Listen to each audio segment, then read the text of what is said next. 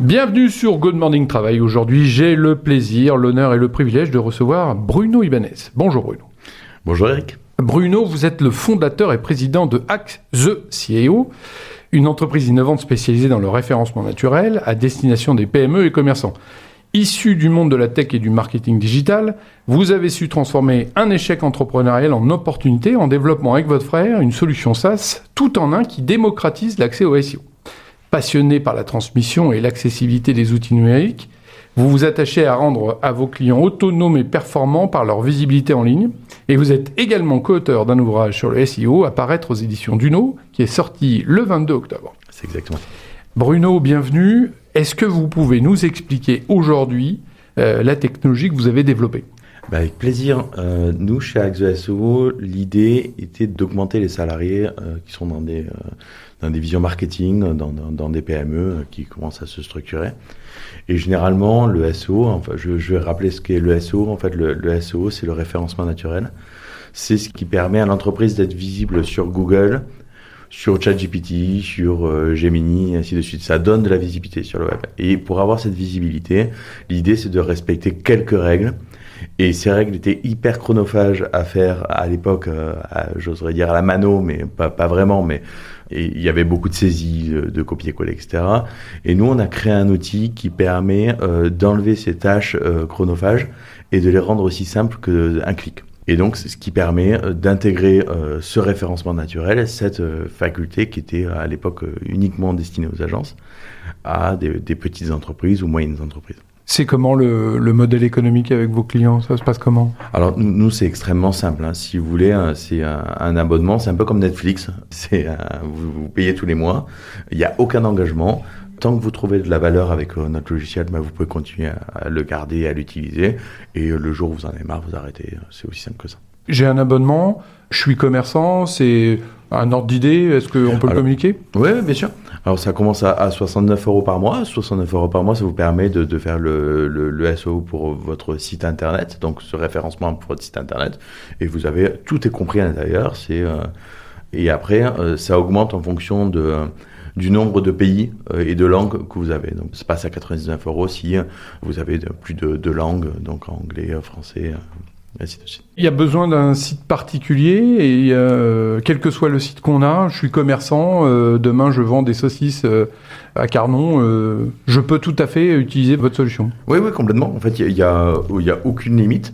Il faut le prendre comme un outil de communication. Donc, du moment où on vend un service ou un produit, on a besoin d'être présent et d'être vu. À l'époque, il y avait une règle quand on était commerçant, c'était de dire il y a l'emplacement qui compte.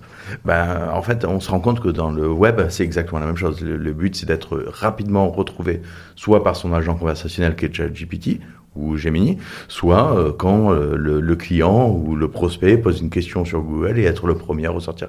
Et donc, ça revient aussi à l'emplacement. Donc, tout le monde peut l'utiliser du moment où il a besoin de s'exposer, de vendre un service ou un produit. Vous avez beaucoup de concurrents ? Vous êtes seul à faire ce que vous proposez ? En France, on n'est pas beaucoup à le faire. Et après, en fait, ce qu'il y a, c'est qu'il y a beaucoup de concurrents qui font une partie de ce que nous faisons. Donc, vous allez sur chaque verticale que le produit adresse, donc le logiciel adresse, il va y avoir 2 ou 3 concurrents. Mais quelqu'un qui fait un outil qui est tout en un comme nous, il n'y en a pas beaucoup. Et à ce prix-là, personne. Qu'est-ce qui vous a poussé à faire ça ? C'était un besoin pour vous-même ou Au départ, j'avais une autre société qui s'appelait Eau de Maison. On est des produits détergents, rien à voir. On avait un alternant qui s'occupait de notre SEO. Et quand cet alternant est parti, on s'est retrouvé un peu en galère. Et comme on vient de la tech avec Eric, qui est mon frère, on a dit on est bête, quoi. On n'a qu'à se développer un petit outil en interne qui va nous permettre de poster automatiquement des articles, de veiller à que nos mots-clés se référencent bien, etc.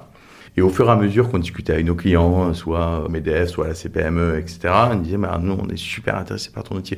Et donc, on s'est rendu compte que rapidement, l'outil prenait plus de valeur que le produit qu'on vendait.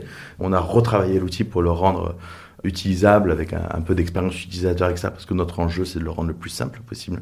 Et c'est dans la simplicité que tout devient très, très difficile. Et donc, on l'a rendu, ça nous a pris 1 an pour le packager, le rendre design et le rendre accessible à tout le monde. Et aujourd'hui, c'est notre activité principale, donc c'est un peu rigolo. C'est difficile de travailler avec son frère ou... Non. C'est quoi les avantages et les inconvénients ? Les avantages, c'est qu'on se connaît un peu. Non, en fait, ce qui est simple, c'est qu'on n'a pas le même domaine d'expertise. Donc c'est quelqu'un en qui j'ai confiance parce que je saurais rapidement le retrouver si elle me fait faux bon. Mais c'est aussi le fait que moi je suis plutôt dans la vision et la création, le design, etc. Et mon frère est plutôt très obsessionnel plutôt obsédé par le produit, par l'expérience client. Il est très très à l'écoute de nos clients pour faire qu'on ait des cycles d'amélioration qui se passent bien. Et moi je suis plus un peu le rêveur, quoi. Le créatif. Exactement. D'accord. Et le concret et le créatif. Exactement. Ça fait un bon binôme. Est-ce qu'on peut citer quelques clients locaux ? Oui, alors moi normalement j'ai pas trop accès à mes clients parce que comme c'est du self-service, donc il faut que je me rappelle, mais on a quelques-uns. Il faut que je vous le dirai plus tard. Il faut que je me souvienne. C'est quoi la typologie ? C'est beaucoup de commerçants ou c'est Alors non, c'est extrêmement peu de commerçants. C'est souvent des grosses TPE. En fait, l'idée, c'est d'avoir un service marketing ou quelqu'un en marketing chez soi pour s'en occuper et d'avoir ces problématiques-là. Un commerçant sur du SEO, lui, a des problématiques de visibilité de façon très très locale avec un Google My Business. Alors, je suis un peu technique, mais un Google My Business un peu rempli. C'est une carte d'identité d'entreprise, en fait. Exactement. Et nous, on adresse des gens qui ont besoin de vendre leurs services ou leurs produits au moins au niveau national. Et pour qui c'est un vrai enjeu de visibilité. Alors, quand c'est à l'international, c'est cool. On a des clients comme Poppy, comme plein. Et donc voilà, il faut en fait notre client moyen, c'est une PME qui commence à faire plus d'1 ou 2 millions d'euros de chiffre d'affaires et qui commence à se structurer, quoi. Bah, pas uniquement sur la région de Montpellier, de la France. Non, même le monde. Aujourd'hui, notre portefeuille client, on a 430 clients avant-hier. Et c'est divisé entre 50% la France et vite fait 50% le reste du monde, en sachant qu'il y a une grosse part d'Amérique latine et Amérique du Nord. C'est quoi l'avenir demain de votre entreprise ? Nous, c'est de continuer à croître, c'est de toujours suivre les règles du jeu parce qu'elles sont mouvantes et on joue à carte fermée. Donc, on a heureusement qu'on a des ingénieurs qui travaillent avec des algorithmes qui s'appellent du reinforcement learning. Donc, ça permet c'est l'apprentissage par le renforcement des algorithmes. Donc, c'est-à-dire que le fait d'avoir 430 clients, ça permet pour chaque client, il y a des tests qui sont faits par des IA. J'aime plus dire IA parce que je trouve le mot un peu galvaudé. Mais en fait, à chaque fois, il y a des tests, il y a des boucles de récompense. Et une fois qu'un test s'est bien passé, ça s'applique à tous nos clients.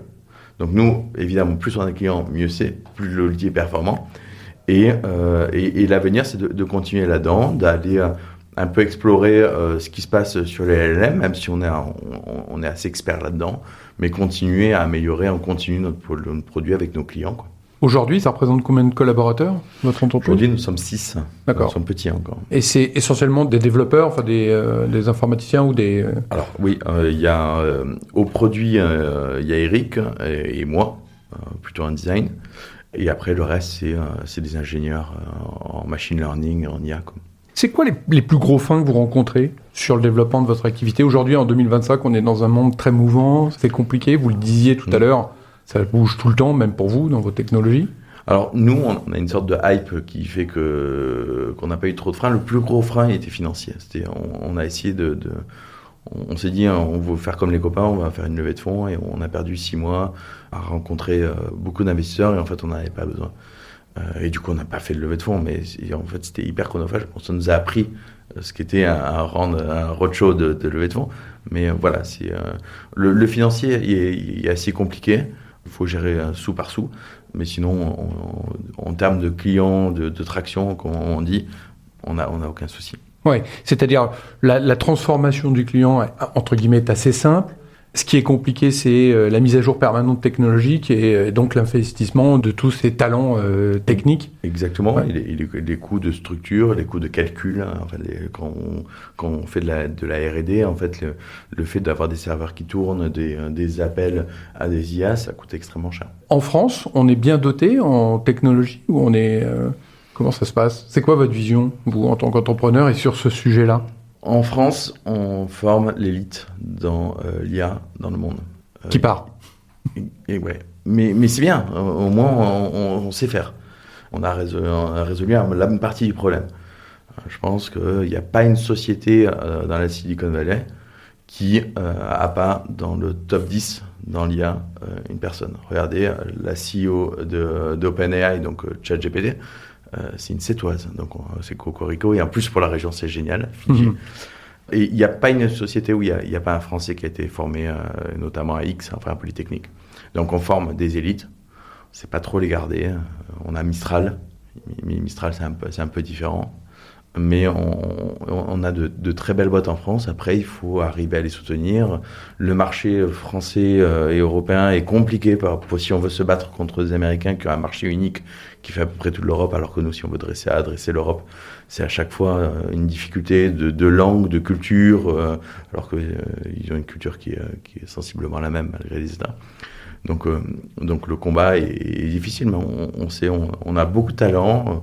Ce qu'on manque, c'est un peu d'équilibre, un peu d'optimisme, mais il y a de quoi être optimiste pour la France. Un peu de stabilité, mais les entrepreneurs que vous représentez aujourd'hui parfaitement, parce que ça frise les yeux chez vous, c'est lumineux quand vous parlez de votre sujet. L'innovation véritable, Bruno, c'est de rendre simple ce qui était complexe et accessible, et ce qui semblait réservé à une élite, et c'est ce que vous faites. Vous rendez accessible à tout le monde un moyen de se faire identifier, comme disait mon grand-père, l'emplacement et l'emplacement. Exactement. Merci beaucoup Bruno. Merci à toi. Et longue route à vous. Merci beaucoup. Au revoir. Au revoir.